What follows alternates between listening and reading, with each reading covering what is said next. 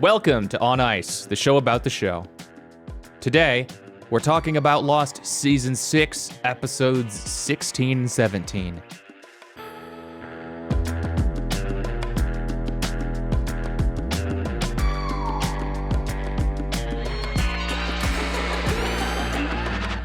I'm Will, also here is Ben, and you can watch full video episodes of the podcast on YouTube. Ben and I also release a bonus hangout show every week that can be found at patreon.com/drskeleton. Ben, I kind of can't believe it's over. Same. I don't know what I'm going to do now. Yeah, like, we just spent, like, basically a year doing this season of the podcast, and Lost was a part of every week of that year. And recall, folks, these are the two episodes that I hadn't seen of Lost. So, yeah, this is like, for me, I feel like I've just completed something after 10 years, basically. Sure, yeah. We are now people who have seen Lost. Yeah. We now know how it ends. Technically, we know how it ends. We will see through the course of this episode whether we have any understanding of how it ended, how it went, how it started, Lost in general. Yeah. Well, let's talk about the ending here a little bit. Not like, well, yeah, let's talk a little bit about the concept of the ending. Because as we've mentioned before, the kind of lasting legacy of Lost is very much pinned to the series finale here. Last week I think I called the episode like Lost's most controversial episode, and it was about like Across the Sea. But that's not the case. The most controversial episode is definitely the series finale. It's the end here.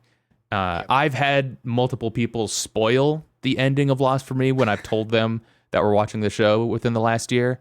I'll tell them I haven't seen the show, and they say, "Oh, so you don't know they're dead the whole time?" And I did my best to lock that away in the back of my mind, but I did watch this whole last season, especially the finale, with that knowledge floating near the surface. So it was a bit of a surprise to me to learn that they're super not dead the whole time. Yeah. Like, textually, that's not even close to the case. Yeah. I think, okay, it was not spoiled for me. So Okay. I went in, but I do know that people don't like how Lost ends. I told you I had to stop reading the newspaper. I gotta find out what's been going on. I have really bad news for you. I don't know. I had to stop reading the newspaper because people are referring to it in, op-eds and stuff like that. They're like, well, this is like Lost. And I thought, well, I guess I gotta shut this out for the rest of the year. So if I was anticipating anything, it was to be disappointed, I guess. But the contrarian in me was like, I'm actually preparing myself to say everybody else is a dumbass, or, the most people, the people that kind of say this stuff, which I think it kind of came out. I feel like I came out on top on that one because I think that's kind of going to be my conclusion on this. But I was just kind of waiting to see how could you mess it up at this point, because everybody seems to think that they fumbled the bag, and I don't feel like that really happened during season 6. And so I'm expecting it to happen in like the final episodes, and then finally the final episode, and then finally the final half of the final episode, and then the last scene, and certainly the final like the scene Zeno's paradox of Lost, where like you moving ever forward, and like at some point they fumble this, inching towards the goal line here. Like, well, they got to do something pretty bad because of how small the window's getting, Yeah. And I can see. I'll say this: I can see how you would be pissed off about the ending if, with a double F, if you're a dumbass and you didn't understand it. And if you've been listening to our show, you know I hope I don't think it's a big stretch to say, but both of us, we don't really understand Lost all that well. But I gotta say, I understood what happened at the end, and I don't think it's as bad as people think it is. Absolutely. I mean, we'll get into the actual like beats of the finale later on in the episode, but I think we should just start here by saying like, I mean, I loved the finale. I thought it was great. Yeah. Don't like maybe watching it at the time. I'm just I mean, I was doing the same kind of internal dialogue that you were, where like, okay, they must be about to screw it up, or like there must be something that happens here that pisses people off or something. And I was trying to put myself in the like hater mindset, which like is what I guess looking back on this all, I'm kind of surprised I wasn't more of a hater, just because of who I am, not because of anything about the show. Just like I'm not, but like I had a great time with the show, and whatever. Next week, so we'll also say this too, to set the table. We're gonna be talking about episodes 16 and 17 here today. And then next week, this isn't our last Lost episode. Next week, we are going to do like a full like show retrospective. But right now, we're just kind of, giving our reactions to the end here. Regular episode. Yeah. And the other thing that I was thinking too is like, it's been 15 years since the finale aired, as of like a few weeks ago. And I wonder how much people's reaction to the Lost finale has affected the perception of the subsequent works by J.J. Abrams and Damon Lindelof. That's kind of like the two main like names attached to it, even though J.J. did really kind of stopped having anything to do with it long ago. And who learned the right lessons, and longtime listeners of the podcast may remember that we have watched all of the Star Wars movies and talked about the Star Wars films on the show, and that's where JJ went, and people think of maybe Lost as this like dumb twist for twist's sake tendency, and associate. I'm trying to like remember what the reputation is, and like and associate JJ and Damon with that tendency. And I think that JJ Abrams may have pivoted to fan service and attempts of crowd pleasing as a response to the reaction here. See Star Wars. And Lindelof decided to disregard fan opinions forevermore, and went on to make like The Leftovers. That's kind of like an oversimplification of it, but I would say Lindelof learned the right lessons. JJ maybe not. Although like I'm really liking Duster, even though it's a straight down the middle crowd pleaser.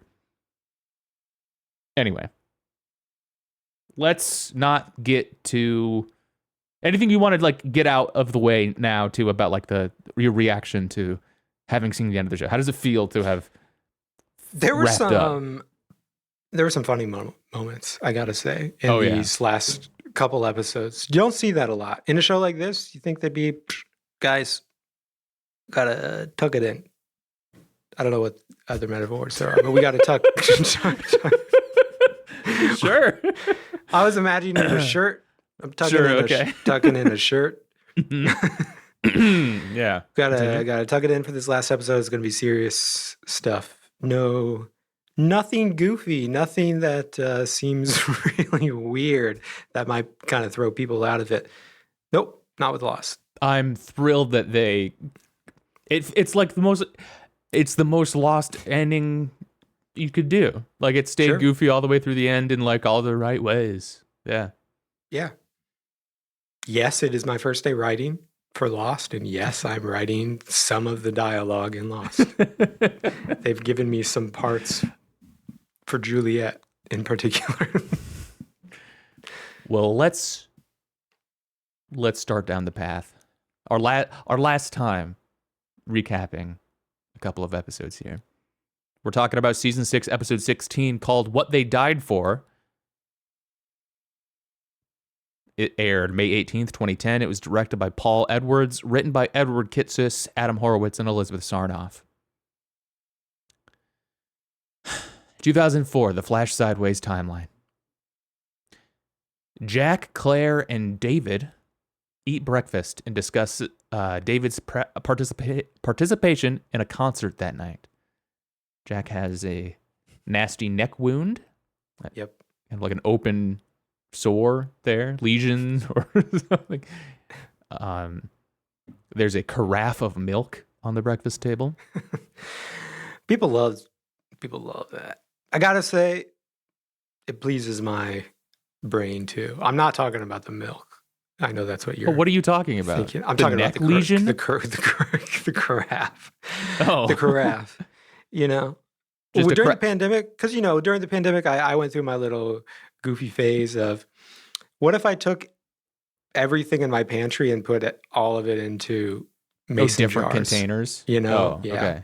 What if I put them in little glass containers? And it's nice too. And then you become an adult, or you become a slightly older adult, and you realize, damn, you just had to put out a carafe, and then you took a jug of milk and poured it into the carafe, and now you got to wash that shit out afterwards. You did the milk carafe, No, I my didn't. friend. I didn't. I'm just saying, I have the maturity now I can see where that's leading. It's leading to the dishwasher. It probably doesn't fit in the dishwasher. You got to wash that. Yeah, you probably by have to hand. wash the carafe by hand.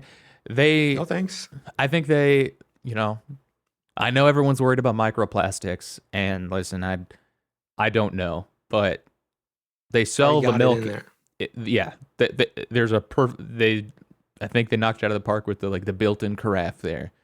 That's all you need. Yep. And I don't think I've ever seen that move before, honestly. The milk carafe. Also, I don't like. Do it at like a hotel. I've seen that at hotels. I don't know if I've actually seen it there, but I guess I could see it in that situation. Should do it in like and- one of those wine decanters with the really big bottom and then the really small stem, and then they got the little like wooden ball on the top. Take off like they drink the wine in Yeah. Lost out of yeah, exactly. Yeah.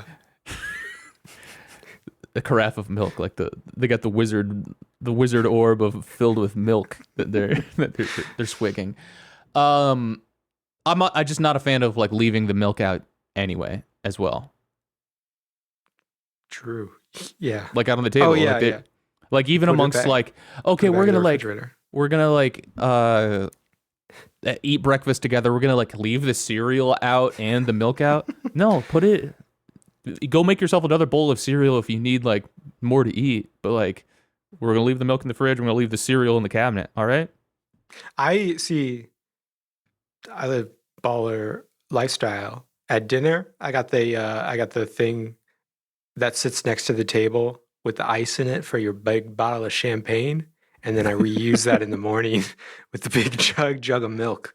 Put it on ice. Would you like some milk? Pull it Hey. right off that. You Ice. said the name of the show on ice. I wrote down too that they're eating Super Bean. Is that a typo or is that the name of the cereal? There's no way it's actually Super Bean. Are you sure it's not Bran? It's probably Bran. But they spelled it wrong? I think I spelled it wrong Oh, in my okay. notes. Bean cereal would be fun.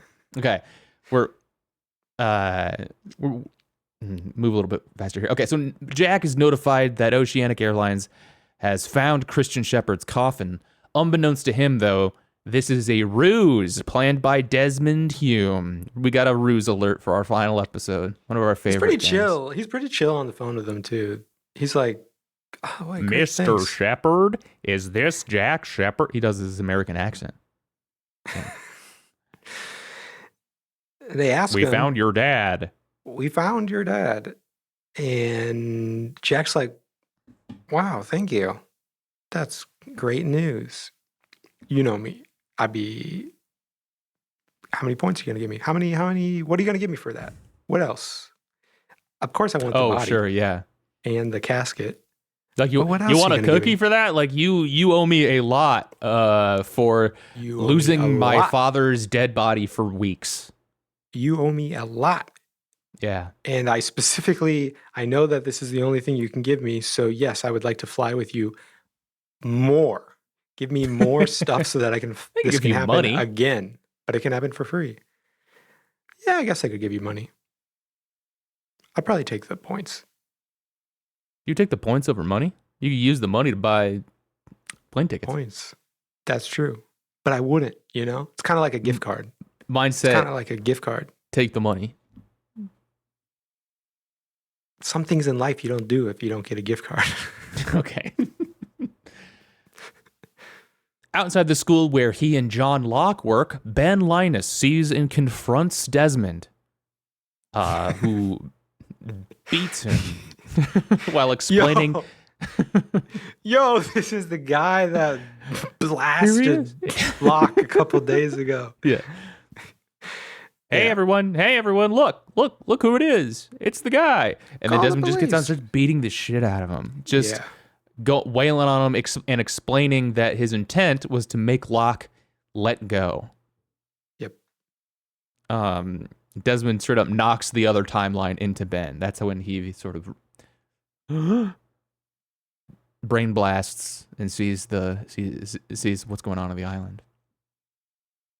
Ben experiences flashes of Desmond beating him in the original universe.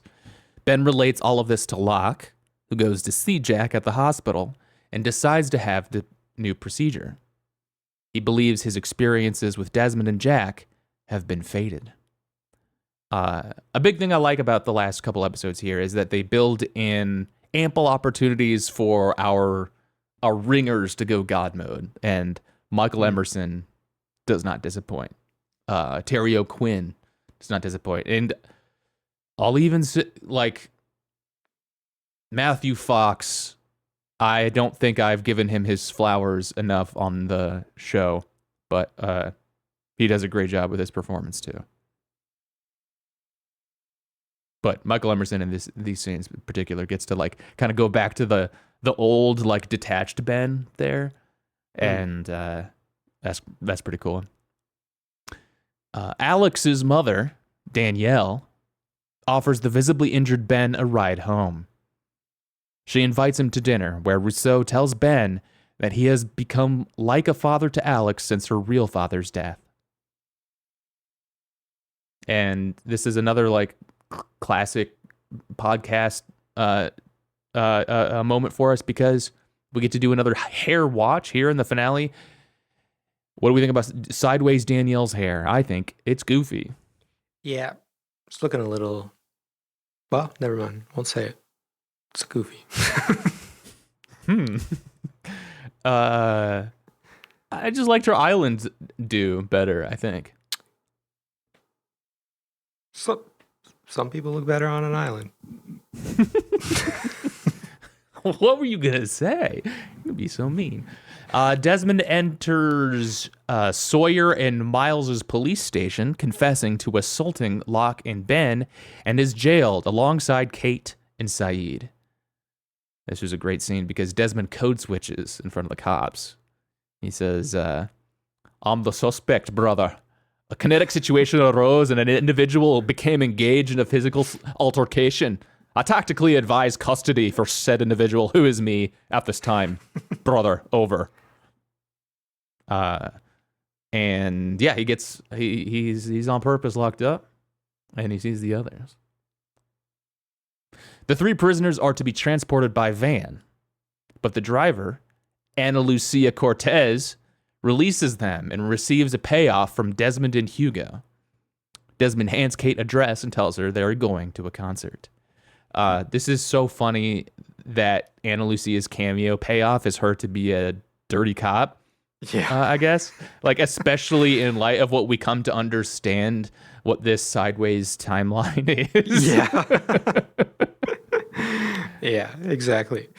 Also, as you kind of things go on, like everybody's when they come, I don't know if there's a canonical phrase for it, but when they remember Yeah. their past, everyone's kind of like, you remember your past and you're like a better person for it. Ana Lucia has this moment with like Hurley where he's kind of calls her by name, and you're kind of supposed to believe that Ana Lucia she doesn't remember yet, right? Canonically, she doesn't remember yet. But I'd like to think she remembers. She's just a dirty cop at this point. This is just who she is. Yeah. I do love Big Baller Hurley in this. Just handing out, was it like $100,000, something like that, Yeah. in cash envelope. And like I really love the end of this episode because this is like the last thing that happens before like the credits. Here is this they get out of the van and like Hurley and Desmond have a plan, basically, is what's going on. Yep. And they're like, okay, we got to get people to this place, that place, whatever. And like I just really loved Desmond's like super matter of fact. Things are just like perfectly lined up for like, okay, he goes over to Hugo's Camaro that he's lending, and he just hands Kate this dress, and he's like, we've got a party to go to. And then it just felt very leftoversy to me, but it was great. I'd be pumping my fist. All right, 2007, the original timeline. After the submarine explosion, Jack, Kate, Hurley, and Sawyer wash ashore alive. Jack determines that they must find Desmond, whose importance is revealed by the Man in Black's attempt to kill him. A younger Jacob confronts Hurley, demanding his body's ashes. Hurley hands them over, and Jacob leaves without answering any of Hurley's questions. Hurley chases him to a campfire, where the adult Jacob instructs him to bring the others before the campfire burns out, which will end his ability to manifest as he poured his ashes into the fire. They arrive in time and are all able to see Jacob for the first time. He explains that they were chosen to come to the island because each of them has an emptiness that can be filled by the island, and that one of them must choose to be the guardian who will protect the light, the heart of the island, from the Man in Black. Who do you think was going to be the guardian at this point? I don't know. Actually, I don't remember where my head was at. What do you think? What did you think at the time? And Zoe can back this up, I thought like the guardian was going to be Hurley. And when Jack volunteers, which he does here, I was like, I didn't think I was wrong. I was like, it's not going to work out for Jack. So Jack volunteers to be the guardian, and Jacob gives Jack a drink of water and declares that Jack is now like him. So they do that same ritual again that we've seen, like take this cup and drink from it type thing. Yep. And then that's him passing the responsibility on. Ben, Miles, and Richard Alpert reach the destroyed barracks of the Dharma Initiative. Ben enters the secret room where he was previously seen summoning the smoke monster to retrieve a stack of C4 he hid there. And Ben says that he now realizes that the smoke monster was actually summoning him. Which feels... Was the smoke monster actually summoned? Just seemed like a little bit of more reverse wordplay. It wasn't like a straight like summon, but anyway. He plans to use it, the C4 that is, to destroy the Ajira airplane and prevent the Man in Black's escape. Charles Widmore and Zoe confront Ben, and Charles claims to be the group's only hope. Zoe and Widmore hide when the Man in Black arrives, while Miles flees. The smoke monster, the Man in Black, attacks Richard. As Locke, he demands Widmore's location from Ben, who reveals it. I think this is where the Man in Black tells Ben that he can be in charge of the island once he leaves, and that's how he kind of gets him on his side, as so to speak. Ben also, like, takes a walkie-talkie, and Miles has the other one throughout this. The Man in Black kills Zoe when it becomes clear that she will not talk, and then threatens to harm Penny unless Widmore reveals his purpose on the island. Widmore whispers a response, but Ben shoots and kills him from the doorway to deny him the opportunity to save his daughter. He says he doesn't get to save her. The Man in Black claims to have already gotten the information he wanted and leaves with Ben. The two later find that Desmond has apparently escaped the well by climbing a rope. However, the Man in Black says this will not prevent him from using what he learned from Widmore. He can use Desmond's resistance to electromagnetism to destroy the island.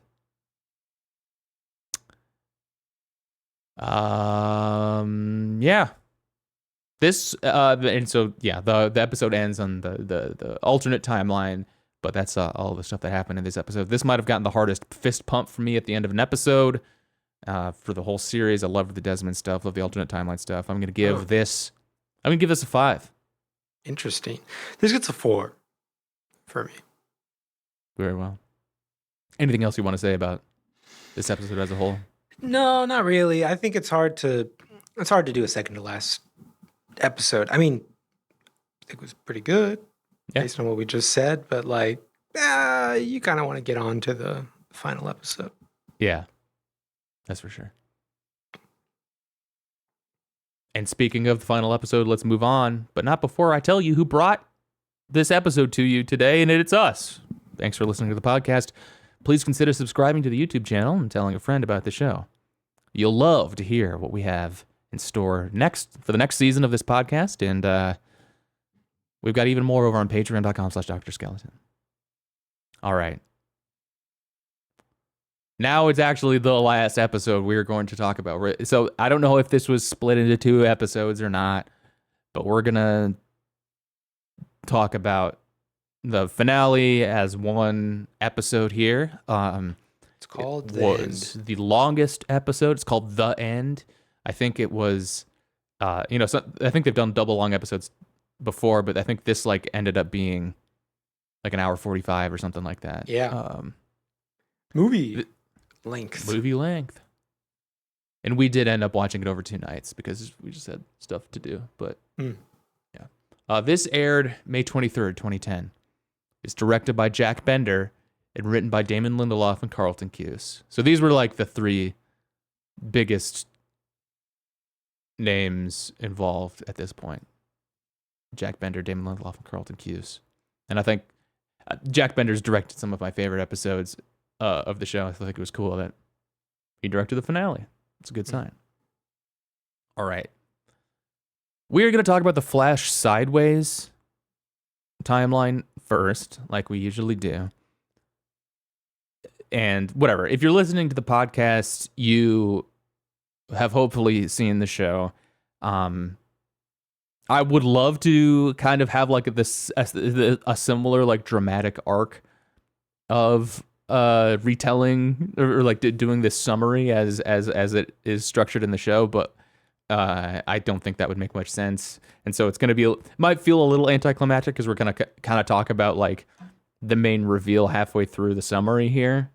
But I do want to end it with the final image of what we see on the island. So we're going to do the island stuff second. So if you haven't for some reason seen the finale, go check it out. It's good. So yeah, let's talk about the Flash Sideways timeline, or as we know it for now. Desmond gathers many of the Islanders at the benefit concert of Daniel Widmore and Drive Shaft.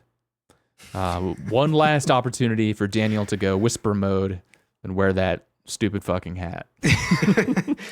This is a crazy, even for a rich guy, this is a crazy thing to do. To be like, yo, I'm putting on a party. I know we've discussed it in the past because it's already been happening, but to finally see it now, to put on a party, be like, I'm playing piano and the biggest band in the world. I got I got the Ramones or whatever behind me. I don't know why that's the biggest band in the world for me, but they're my backing band as I play I the would have piano with my, what do you call that kind of hat? fedora Fedora? Is it a type fedora? thing. I don't know. Yeah. It's whatever it is stupid as hell.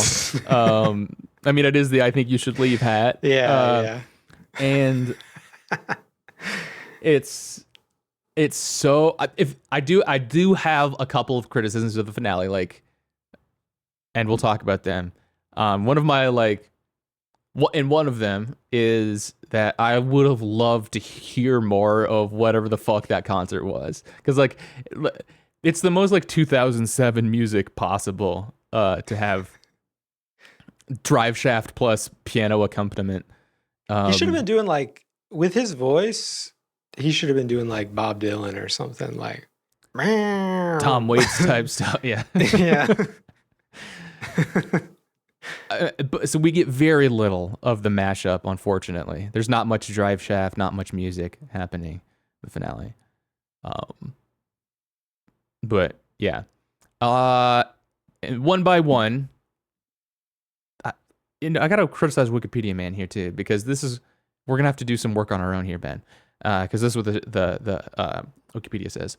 One by one, each protagonist begins to recognize one another based on close contact with a person or object that was important to them throughout their time on the island, receiving flashes of memory. Eventually, most of them remember their past lives and drawn to the church that was to be the site of Jack's father's funeral. Wikipedia Man, save time to write the last episode. Was he in a rush? Yeah. Use more words. So let's talk about what happens with each character. Let's talk about like eventually the show ends there. I don't know. Yeah. Jin and Sun.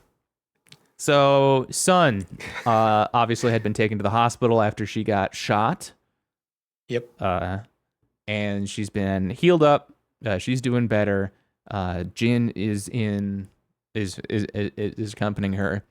They're in the hospital room, and who is their doctor? But Juliet, because Sun is pregnant or was pregnant, and Juliet's like an OBGYN or something, baby doctor, and she does like an ultrasound to say like, hey, the baby's all right, in perfect health. And that close contact with Sun helps Sun remember, and then Jin remember too. How does Jin? Baby. The baby stuff? Okay. The ultrasound. Yeah. I think, okay. Yeah, sees the baby. And then they remember what's happened. And there's a really cool thing that happens with them is that they both remember how to speak English. Yeah. And one of the funniest lines in the whole show to me is as Juliet's leaving the room, kind of sees how happy they are and is leaving the room. She turns around and says like, by the way, your English isn't that bad at all. It's not that bad. Like, they speak perfect English. Perfect English. I think, but it's kind of like, it said something on their chart about like, okay, they don't speak English. Yeah, but it just said, it's like said apropos of nothing that's been acknowledged at that point. It's like if you're like reading your doctor's note and you walk out of the room after having like a nice meeting with the patient, and you look back at the patients and like look down at your notes again, and you're like, actually you're not a total jackass after all. Yeah. But Jin and Sun, I mean, I think I would say I think Jin and Sun's memory moment is one of my two favorites. If we're gonna count like as couples, I think like Jin and Sun and Sawyer and Juliet both get my two favorites of the like I remember pieces. But it's like they're both like beaming because they like know what's going on and like remember their kid, and everything that happened. Let's talk about Saeed. So What did you wait? What did you be like? Yep. What are we gonna do with this kid now? Well, you'd think they would say that, but they don't. it's not just that they remember, they know what's going on. Sure, they know what's going on. Yeah. But when you be like, now I got 2 kids. There's like another one that's also named Jian? So what's gonna happen to this one? You know?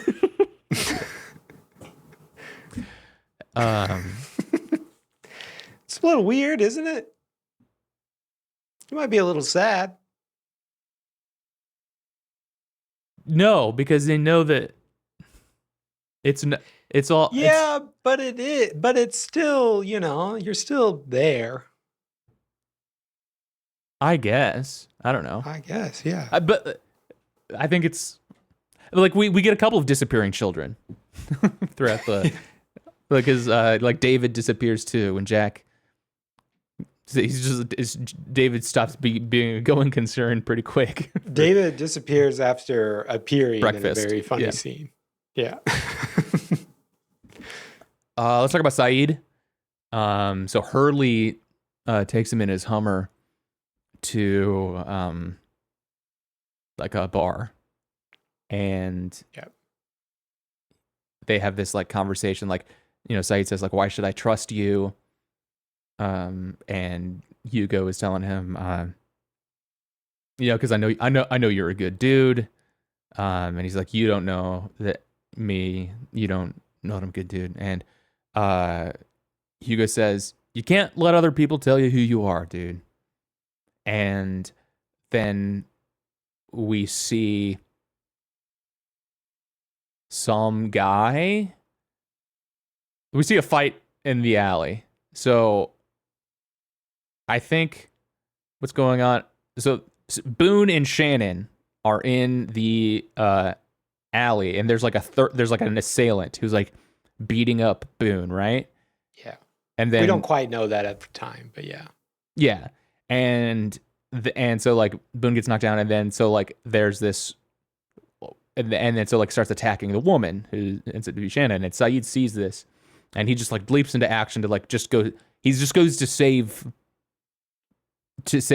whoever is getting hurt here, and they reconnect in that moment after Saeed like takes care of the assailant, and Saeed and Shannon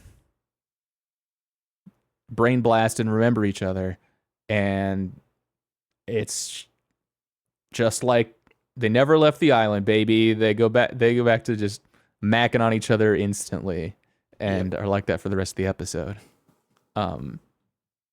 I was curious what they were going to do with Shannon. I will confess. I kind of wondered if like,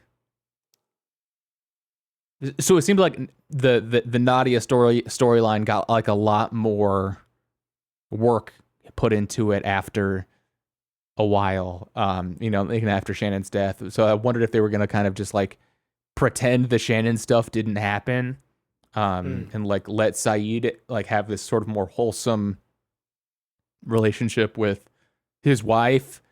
But like, I don't know. We brought Shannon back, and Yeah. guess that was really his true love or whatever. His real true love. Yeah. And he found From her, 20 got years his his little, junior. got his little brain blast by doing violence yet again. Yeah. Yeah. I mean, I think ultimately I guess maybe we talk about it more next week, but in case I forget to say it, then I have to imagine the Saeed character stayed on, and just by Naveen Andrews being so good and like charismatic, like beyond the bounds of his character, I think like made him have a lot more sticking power and importance in the show, which like maybe ended up being kind of weird in places, but just because like but Naveen Andrews is like so good. We're gonna like keep having him Yeah. do stuff. So yeah, that's how they reconnect, I guess. Claire and Charlie get to brain blast on each other because Claire goes into labor at the Drive Shaft concert. Charlie's like standing on stage, just staring her down, and Claire's doing the me, like looking at me. And then she starts going to labor, and so she like gets up from the table and leaves. And Claire goes out after her to follow her, and and like, Charlie also follows. and then Charlie, I guess, just Such a- leaves. Such a funny thing to do during the concert. Yeah.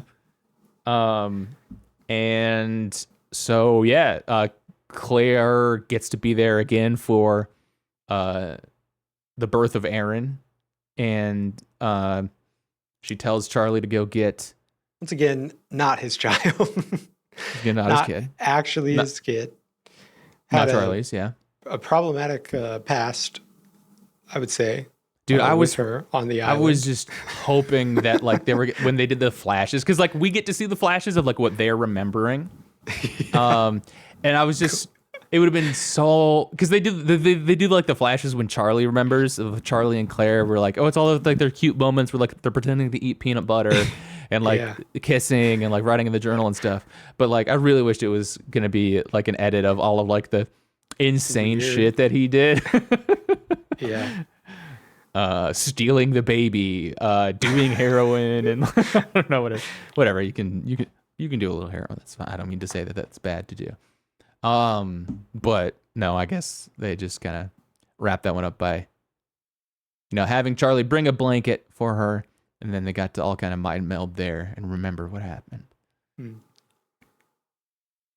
And Sawyer and Juliet.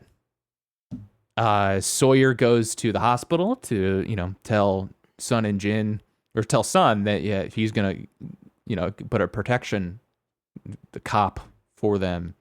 And it was kind of a funny scene because like they were just like beaming at him because they already remembered, they already knew what was going on, and Sawyer doesn't at all. And they're like, no, that's okay, man. All right, we'll see you later. And Sawyer's like, I don't know, I don't get it. And he bumps into Jack in the hallway and he says, hey, you know where I can get some grub around here? I don't know why I thought it was just really funny Sawyerism to think. It's just like, yeah, man, there's a vending machine down the hall. It's like, yeah, that's the grub I'm looking for. That sucks. I'd be pretty pissed. Yeah, I'd be like, Somebody fuck give me you, that. dude. Like, I'm looking like a restaurant. Is there like a nice restaurant that you would recommend around here? Just be like, yeah, there's a fucking vending machine, dude. You can Asshole. go further than the hospital to answer that question. Yeah, If you're going exactly. down to the vending machine, leave the hospital, my dude. Yeah, if someone asked me if there's some good grub around here, I wouldn't like look to see what's on me and say like, I guess there's Got like a some stick gum. of gum. Yeah, exactly. But I guess it satisfies Sawyer enough, so he goes into the waiting room and tries to get one of those Apollo candy bars that must be so good, and it gets stuck and tries to unstick it. He's got his arm all the way up in. He's close. He's is very close. He could have. Very While I was close. in there, I would just help myself to some of the stuff on the lower shelves, I think. He might have been acting. I think he could have reached it. I think if he was a motivated man in real life, that guy could reach it. Mm-hmm. But Juliet walks in and sees that seems to be stealing from the vending machine. And Juliet tells him that he can fix it by turning it off and turning it back on again.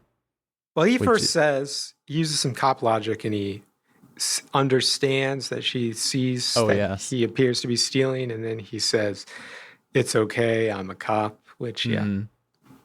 very And then good she says, "Well, cop maybe you should read the vending machine its rights." Like Ooh. good zinger there, yeah. Well, maybe a cab, bitch. Yeah. And then she walks away. Yeah. But he unplugs the vending machine, plugs it back in, fixes the vending machine the same way that they fixed the island, notably, and gets the candy bar, and I think Juliet like passes him the candy bar, and like the flashes begin to start. Like they kind of like realize like, oh wow, we're like romantically linked, and then they kind of like draw close together, and then Juliet asks him for a coffee. Like, do you want to get a coffee sometime? And he says, I would, but that was my last dollar. The machine ate my only dollar, and she says we can go Dutch. And then they like remember the rest of it, and they remember, and this conversation happens in like over the course of like 2 seconds. Also, yeah, it is extremely, which is quick or is cool, but also funny. I really liked their reunion. I liked sort of like the half start, like they just kind of like remember and that they're connected, and then they like all of the memories come flooding back. I thought that was great. You want to get coffee sometime? Yeah, but that was my last dollar. Okay, but we can go Dutch. That's how. Yeah, they've got quips. Yeah. Like they're cool. Juliet is like has always been like the only one to be able to like match Sawyer's like energy, or in her own way, and that's just like one last cool example of it. And. Okay, and then like we'll talk about Locke and Jack. Is there anyone else that I'm forgetting? Because I had to do this off the top of my head because of Wikipedia Man's. We can return if we need to. Yeah. Okay. John Locke regains the use of his legs after being successfully operated on by Jack. Funny detail here: they put a hairnet on Locke for the surgery. I don't know if you need to do that. Yeah, I guess I didn't. To peg it at the time, though. Yeah. Do you have to do that? Also, I guess you do. We've missed maybe, I think, my favorite scene by this point. When we realized, did this happen in the previous episode? When we realized that Jack and Juliet's Jack's ex. Yes. Thank you for yeah. Which we realize because Jack is just like wandering in the hospital, and he walks up to, the nurse's station or whatever, and then Juliet walks up and he says like, "Hey, mom." Hey, doctor. I forget hey, doctor. Yeah, hey yourself, doctor. And I forget. Yeah, they clearly have like a like a rapport back and forth. And you learn that it's They start talking about like, are you going to be there for David's concert tonight? For David's concert, yes. And then David, the kid, just strolls in out of scene. Like this is there with just like a Diet Coke in his hand, and is like, "What's up, Mom? What's up, Dad? Where the fuck did you come from, my dude?" It'd be so annoying to be a nurse that works on that floor. Be like, it's like these three all the time. Like they're just like have their shitty kid here all the time. I really would like somebody to seriously explain to me. Yeah, is that just like laziness? Like I would just have him walk in. What's the real? Why would he be there? Why would he be at the hospital? What's up, Mom? Well, did one of them was he with one of them, and then they got called into the hospital? Because I know that Juliet does get called in the hospital later. Maybe they were gonna. Do you bring your kid? And would he be just wandering around? Well, you don't leave your kid. But he's an adult kid, a teenage kid. If I was a doctor at a hospital, he's like in middle schoolish. I had to bring my middle schooler. Because my dad he's not a normal doctor. He's a dentist. When I'd go to his office, he'd make me sit in his office within the office, sit at his desk and wait for him. I'd be making that David kid sit there too. Oh yeah, you would have to sit in the waiting room for sure. Yeah, sit there. Yeah, maybe not in the waiting room, but yeah. No, the waiting room. Do not walk in around the the, parking lot. hospital. Do not embarrass me, David. Yeah. Stay in the room. Sit in Yeah. the chair. But thanks for pointing out that Julia and Jack were the Amicable exes. that Juliet is David's mom. Julie Bowen, I wondered if she was going to be making an appearance here. I guess she would have been the height of Modern Family powers here. That we cannot afford to get Julie Bowen for the finale here. Something like that, maybe. And I don't know if we need to keep saying that Locke needs to be fixed once again. Like, we're still, like, really hitting that over and over again. And, after the surgery is successful, we get one last chance for Jack to check out the grippers. John Locke shows feet, and they work. Disgusting feet, gotta say. Sorry. Not in. I mean, I know I'm not part of the community, as I assume they call it, but I don't get what people see in that. Dude, he reveals his feet and he's got like a toenail. I have a very...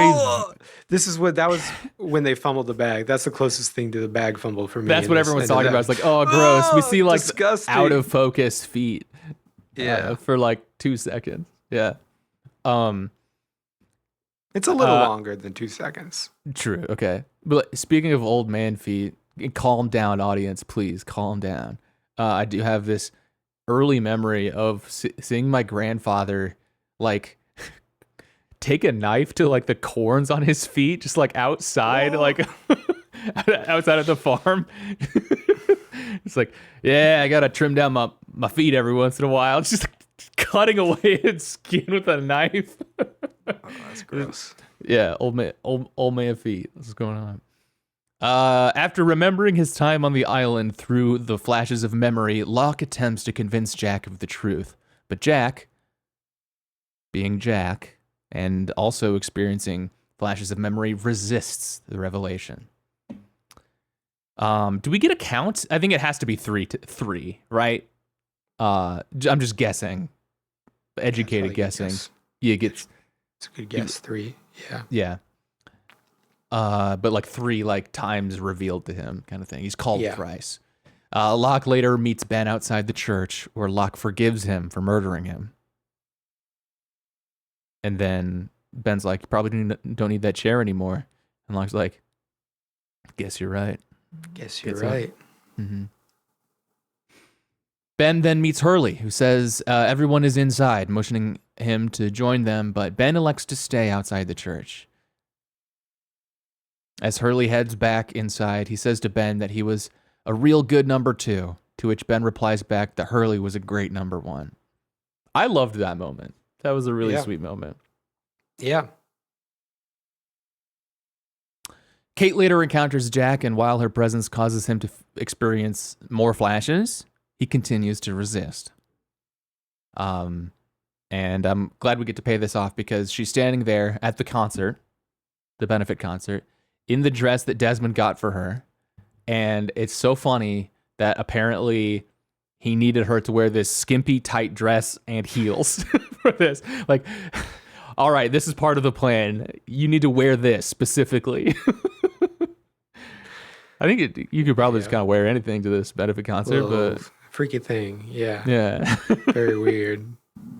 I don't know if you could wear anything. I guess it was a little more formal, but you could wear anything, but like you could many other options. Yes, many other options. It's a better way of putting it. Where like if it was just like you need to be here to like just like meet somebody to have this happen, like you probably if I was to like you need to bring a change of clothes for a friend who needed to be there. I'm not gonna like here's this thong you need to wear or something. Do a couple spins, do a couple twirls for me. Yeah. And Desmond, how do you know my shoe size? I remembered everything from the island, sister. Anyway, Kate takes Jack to the church and instructs him to enter through the back door, telling him the others will be waiting for him. In the church, he enters a room where there are symbols of Christianity, Hinduism, Judaism, and Islam. This is another maybe like Oh, interesting. Church. eye-rolling piece for me, I think. Yeah. I think we get it, dog, but all right. He then encounters his father's coffin, opens the lid, and finds it empty. Christian Shepherd then appears behind him. Love to see a Christian moment. Actually, What if it had not been Christian Shepherd? What if they had just done one of the other religions on the thing instead? That'd be good. Wait, like called him like Judaism Shepherd? Yeah, I don't know. Yeah, Taoist Shepherd. You said you've been working on that character for a while, Taoist Shepherd. You wanted to debate? Okay. Nope. I think it was the previous episode, but like, Kate sees the body of Christian Shepherd being delivered to the church and asks Desmond, "Who is that?" And Desmond goes, "It's a man named Christian Shepherd." And she goes, "Really? Christian Shepherd? Christian Shepherd. That's his real name?" Yeah, as it is. So yeah, Christian Shepherd appears behind Jack. Jack slowly comes to realize. Oh, so Jack's like, "But you're dead," and Christian's like, "I am." And Jack's like, "Oh shit, I'm dead too." No, he doesn't say that. I like the writing on this. Christian, he's like, "How are you here?" And then he's like, "I'm here the same way that you are." And he's like, And "But Jack you're replied, dead." "Oh, Christian reassures him that the events leading up to now actually happened, and the time he spent with the people on the island was the most important period of his life.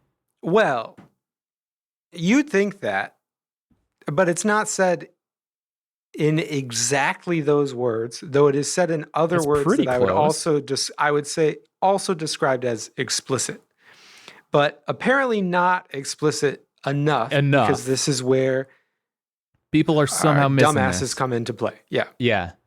But Christian says something like, just as explicit as that. He says something maybe closer to everything that happened to you actually happened.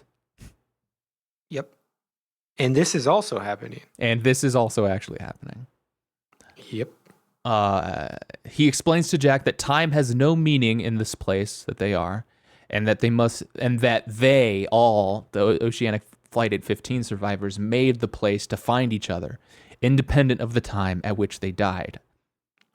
Christian explains that the place exists so the Oceanic 815 survivors could let go and move on together. Jack and Christian go out into the church to meet the others. Everyone is able to see, recognize, and remember everyone else and their lives together. After reuniting, Christian opens the front doors, revealing another bright light that slowly envelops everyone inside the church. So we see everyone, big asterisk, not quite everyone. We see lots of the originals. We see like Bernard and Rose. We see Kate and Jack and Sawyer and Jen and Son and blah, blah, blah. We do not see Michael or Walt or Vincent for that matter. And this is probably my biggest Vincent's alive. gripe with the show is that apparently they really want Damon Lindelof and Carlton Cuse have both said they really wanted to have Michael in the church at the end, but they couldn't because you can't have Michael without Walt. And obviously you couldn't have Walt because the actor, Malcolm David Kelly, I think his name is, looks older than he used to be. And so that's why we can't have Michael in the church. But and to me, that's not a good reason. that's not a good reason. That's so crazy that That's a very bad reason. It's a very bad reason, and it's so crazy that like it almost just like feels racist. Like Sure, yeah. I mean, I know as I'm like way out of pocket, like just like saying that, but like that doesn't make any sense at all. You've set up a perfect ending where you could do exactly that. Yeah, it doesn't matter what time, and also like we've already recently seen Walt anyway. Like Locke goes and maybe they're covering something behind the scenes, like maybe like the actor's having like a hard time or something. Maybe is that what they're trying to say? Like but their excuse makes no sense to me at all. Their absence is like glaring to me. Like and especially Michael. Like we just recently saw Michael on the island. And we see like is like Libby's there. Like we get like Michael's like a main character of the show. Yeah. Like up until his death, I guess. But like him not being there is crazy. And the excuse to say that like, and like seeing Walt would have been great. I don't see how that breaks anything to show Walt. And for a show that like ostensibly like it's also not consistent with other creative decisions that they make. Like they took a big swing with this final episode and like wanted to say something and make a statement and like, you know, kind of don't care what the fans think a little bit. Like we're going to say what we're going to say. Yeah. And for them to be like, oh, but like it wouldn't make sense. Oh, it wouldn't make sense that you're pulling that out now for this specifically? Yeah. With the rest of the show that you've already made? You never said that before. I guess the one thing I'm realizing though is maybe, but I mean, I still think it's bad reasoning because yeah, you could just say it makes sense and it makes sense, but like they kind of wanted to freeze people back in time at the time of the crash. Basically, because that's but it still, still just doesn't. Because the point is, like, they've sense. all died at different points in their life. Like Kate says, like once after she remembers, like we kind of get implied that she goes on to live like this long life, and then, like she's like is at this. She's back at this age during the important time of their life together on the island. So yes, so like it's that's the age that they were at the island. So like that, I guess, yeah. But also, you could just not do that, and it would still mostly make sense. Also, you're not doing like you could just put it. You could just, if you really want a kid, just put a kid. If it's really that important, like if it's from a lot of those shots, whatever. I really think that I don't care. Bring back the original. I think it's nice to see all this. Bring back the original actor, and have him there in the church. Yeah, it's Walt. We get it. It's Walt. Yeah, he looks older. We know it's a TV show. Okay, I don't know. Yeah. Give him like baggy clothes and like have him sit like squat down a little bit, but have him put shoes on his knees like that Martin Short movie or whatever. So I guess if you're gonna take it really seriously in the logic of the show, then Michael and Walt did something bigger. They had something more important going on later on in their life. This was not the most important. That I don't hate that actually. They got stuck on a different magical island that was more magical. Yeah. Well, okay, we have seen Ghost Michael, and he had to stick around because he had unfinished business, or the people who couldn't move on, I guess. Sure. And so actually, what it really seems like is that nobody bothered to go like activate Michael in the Bardo here. Yeah. Because like it took Desmond beating the shit out of Ben to get it, and then like hit Locke with a car so he could let go. Otherwise, he never would have realized it and made it to the church. So I would have liked to have seen a resolution to Michael's story. actually, too, because that was a really tragic kind of end for him. Yeah. Anyway, that's probably my biggest ding on it here. So Jack and Christian go out into the church. Oh, we already saw that. Yes. Okay. After reuniting, they reveal another bright light that slowly envelops everyone inside the church. Anything else to say about this? The alternate timeline, which is the Bardo, the meeting place. If you still don't understand this, just Google ending of Lost Explained. Yeah. So pretty easy. So yeah, they are dead. The flash sideways is what they've been dead for. Not the whole show.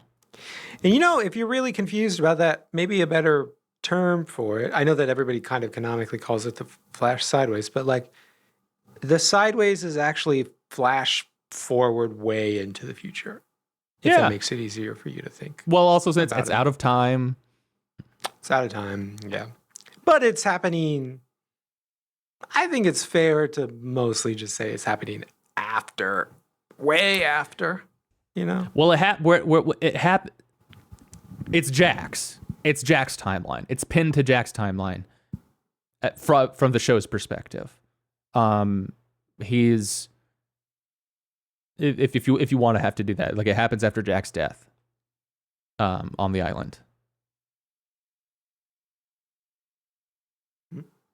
Well, yeah, but it also happens after everybody else's death. Yes, but it's shown if you want to, whatever. Well, so yeah, okay. Sure. It doesn't. It happens. Also, it happens 1,000 years in the future and 1,000 years in the past. But yeah.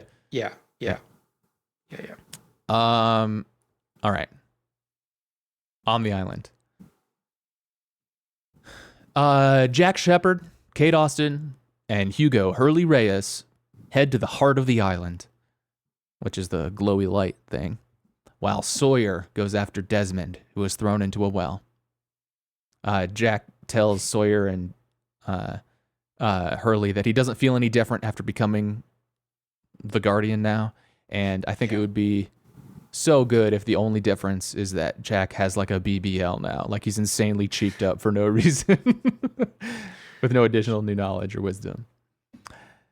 So after arriving at the well, Sawyer is confronted by Ben Linus and the Man in Black, who reveals his plan to destroy the island. Sawyer then takes Ben's rifle and reunites with Jack's group.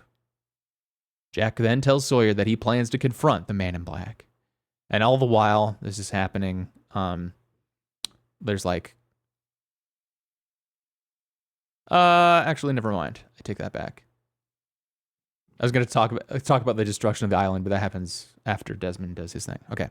So at the same time, Desmond, having been rescued by Rose and Bernard, that's how he got out of the well, he is confronted by the Man in Black, who has Ben with him. The Man in Black threatens to kill Rose and Bernard if Desmond does not come with him, and Desmond complies, provided the Man in Black leaves the couple unharmed.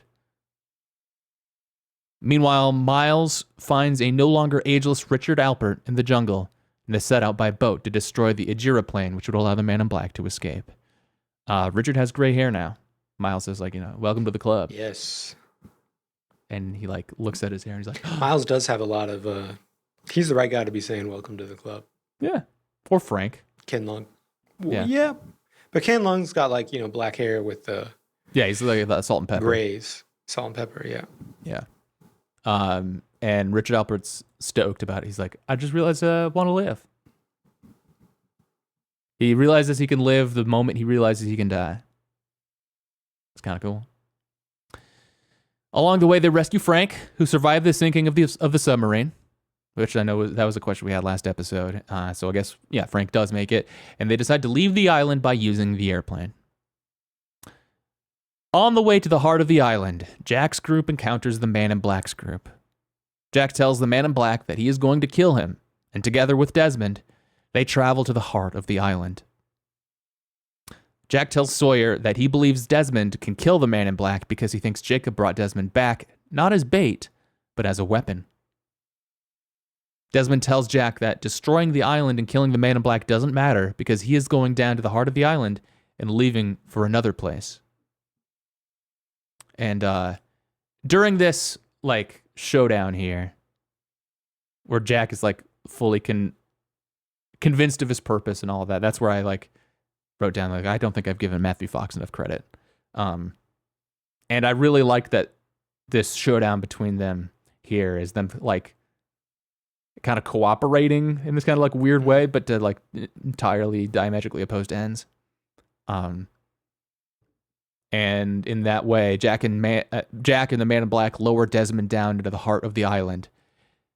And while they're doing it, the Man in Black is like, hey, wouldn't it be weird if we had like a button to push like we used to? And Jack's like, stop it. You're not him. But just fun, like remember the bunker kind of moment. They lower Desmond down to the heart of the island by a rope, and Desmond reaches a chamber leading to a glowing pool with an elongated stone at its center. Immune to the pool's electromagnetic energy, Desmond manages to remove the giant stone cork at the center of the pool. However, the light goes out, the pool dries up, setting about the destruction of the island, which the Man in Black predicted. And I really like earthquake scenes kind of in any movie or TV show because it's fun. I just imagine like what they're just doing. All the characters all the actors are just going like, whoa! And then they're shaking the camera too. It's just fun. It's just a cool time. Yeah. Another result of Desmond's act is an unforeseen side effect of making the Man in Black mortal again.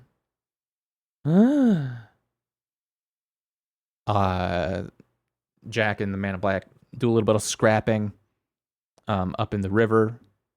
Man in Black knocks Jack out, but that's when he sees that like his lip is bleeding, and then Jack tracks him down to the cliffside where he was gonna go get that boat off the cliff to get to the other island. Mm-hmm. And they have a prolonged fight out here, and it's fun to remember that Jack is a scrapper. He shows up in a couple ways here, but the Man in Black stabs Jack in the same spot where his appendix was taken out, and almost kills Jack when Kate shoots the Man in Black, allowing Jack to kick the Man in Black off the cliff to his death. Damn, I didn't know about the appendix part. Did you catch that? I did not catch that. Clock it at the time? How does that work? If you're doctors, let us know. Can you if you get stabbed in a spot where there isn't anything, are you gonna die? Can you just takes no damage then? That's my question. Aha! I took it out. I already had my heart removed. I had my heart moved to the other side. To confuse my enemies, I've mirrored my. That's definitely a thing I've seen in a movie before. Like somebody stabs you in the heart on the what side? Left side, and then. Guess what? I was born with it on the right side. Yeah, I think I've seen that too. What? I must. Yeah, I don't know. What was that? Just imagining someone knows it. It's some really depraved, like, embarrassing thing that we shouldn't admit to have seen. I don't know. The island. Oh, so apparently during the filming of this, they had two knives. One was like a retractable knife, and one was a real but dull knife. And in the fight, they got mixed up, and Terry O'Quinn poked Matthew Fox with the real knife, but he did have a protective pad on his torso, and so like it was fine. But it was a like bit of an oh shit moment. That would suck. Yeah. Whoops. Do that with a lot of guns on set. It seems like too. Yeah. Anecdote doesn't hit quite as hard lately. It's not quite as funny since it's led to more. Since AB. The island continues to crumble, and Jack realizes that he has to restore the light at the heart of the island. He tells Kate to get Claire on the plane and leave the island in case he fails. The two profess their love for each other and Kate leaves with Sawyer while Hurley and Ben follow Jack back to the pool. And, ultimately, I think Kate and Jack are the right match, not Kate and Sawyer. I think that's pretty clear, but it's a nice little say goodbye moment. Kate and Sawyer travel to the Hydra Island via Desmond's boat, Elizabeth, to the site of the Ajira Airlines plane, where Lapidus, Richard, and Miles have been quickly trying to make it airworthy. In this process, Miles says, "I don't believe in a lot of things, but I do believe in duct tape." Reddit moment. I love these kind of guys in a movie, TV show, whatever like this, where you got all the like real main A-list characters off doing like a bunch of woo-woo shit on the island. And then you got the B tier, but the guys, doing some real work. We're actually gonna get people off of this island, Yeah, putting together a get the plane plane, fixed, duct tape and shit together. Yeah. We're gonna fly out of here. That's cool. and they're just hoping that there isn't any more C4 on there. I guess that it really was. Yeah. That was the only. Did they know about that before, or were other people worried? Because I guess they just kind of got lucky with that one. Who was there for that? Well, no, Sawyer guess was. we don't know that they didn't.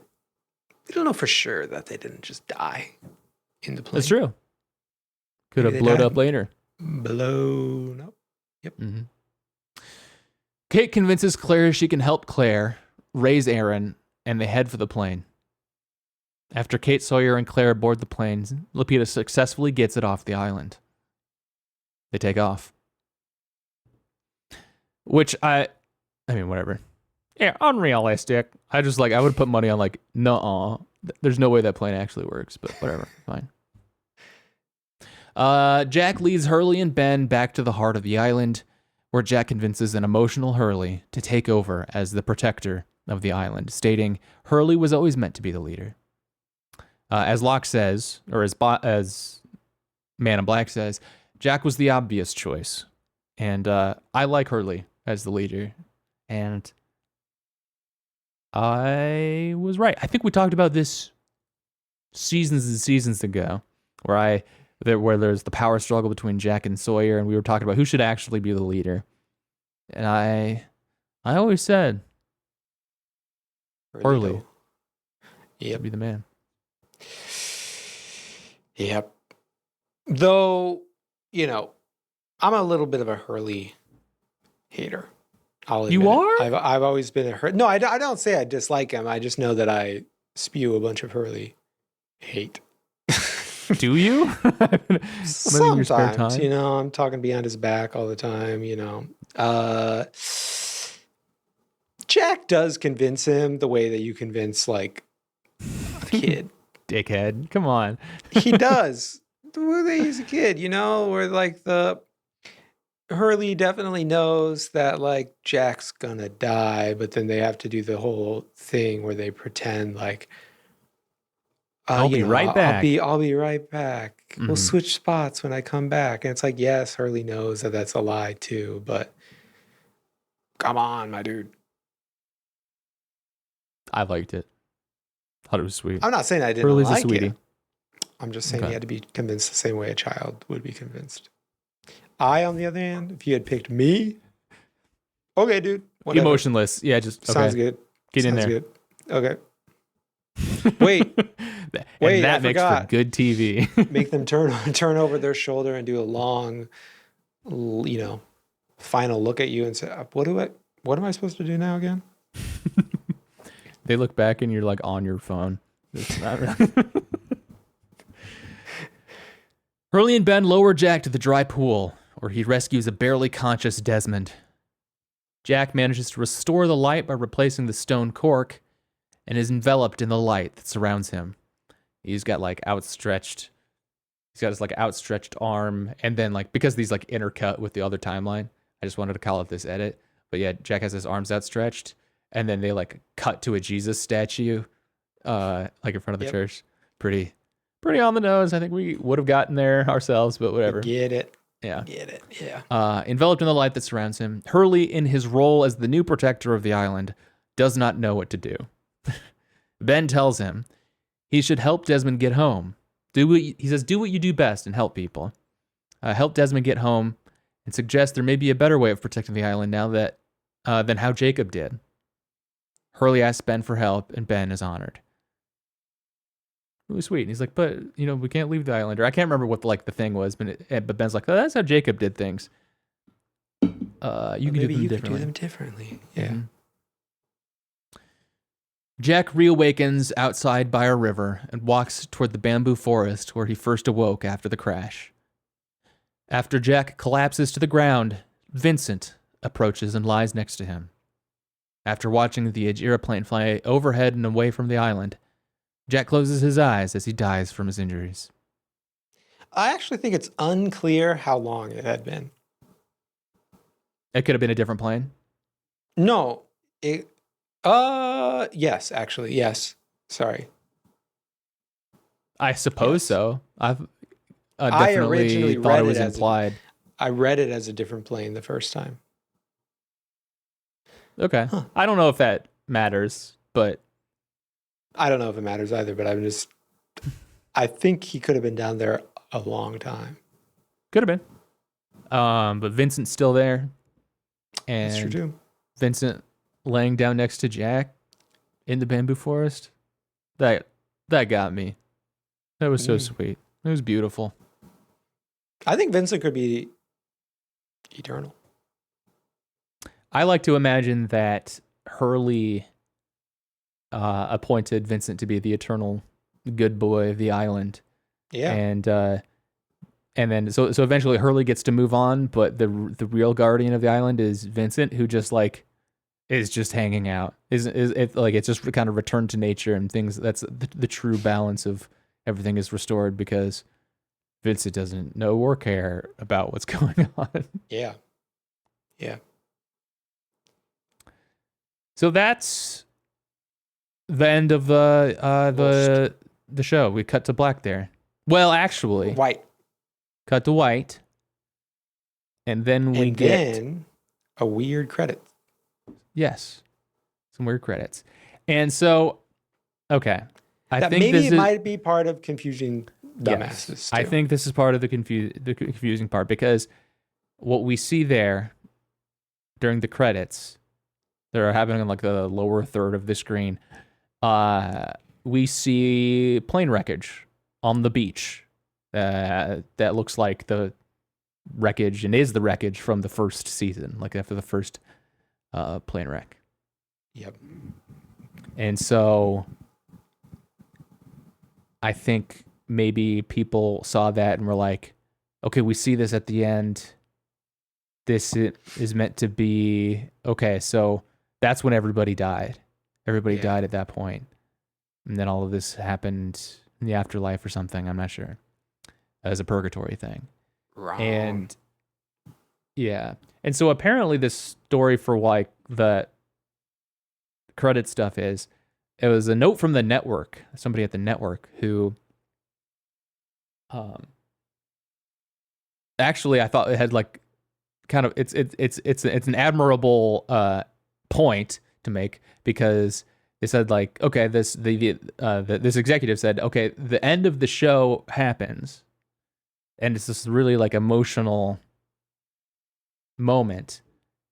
I don't want to just slam into a Procter and Gamble commercial at 100 volume. That's what he said. I want there to be a beat to take things in. And then cut to commercial. And so they dug through the archives and they're like, we have always hung on to this footage of the original plane wreck and we've always really liked it, never really had anything to do with it. So it would be a nice full circle moment to just put it here at the end. And oh man, what's it? Is it the Kuleshov effect? Where you just a film editing effect where viewers derive more meaning from the juxtaposition of two shots than from a single shot in isolation. So I guess Yeah, the power of filmmaking, I guess. You can accidentally be like, I just wanted to have this nice shot here at the end. And everyone's like, what does it mean? And it just throws everything out with that. And so I think that's another potential source of confusion, but it's not supposed to mean that they were dead the whole time or whatever. You gotta end. That's why you gotta end every movie every TV show, every movie the same way you end a Jackie Chan movie, which is with outtakes of stunts gone wrong. That would have been fun. But just outtakes in, like bring back the blooper reel. I think they should have ended up with Fortunate Son. I kind of want to cut together the end and see how it works. I bet it works. Yep, probably. I bet it would be really good, actually. So yeah. Has anybody watched this on double speed yet? While we're at it too. That's your task. You're the one who decides if it works or not. Check it out. I'll report back next week.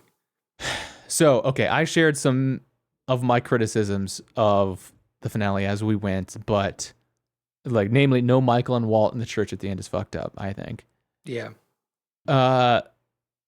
And like Shannon being back and like I guess I kind of wanted like Saeed to be with Nadia or something. I'm not sure what it just is kind of weird for Shannon to be around, I think.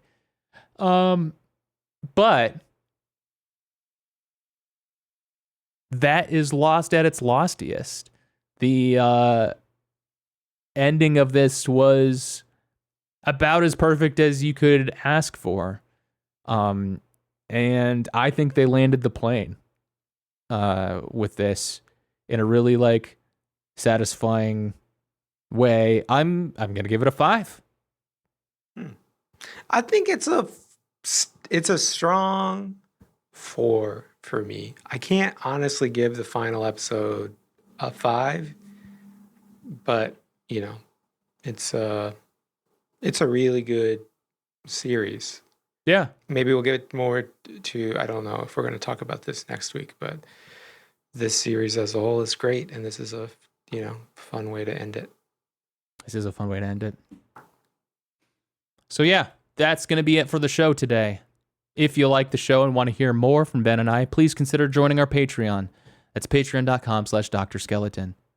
Every week, Ben and I release a bonus hangout show. Write into the show at drskeletonsartschool@gmail.com. Comment down below. How did you feel about the finale the first time you saw it?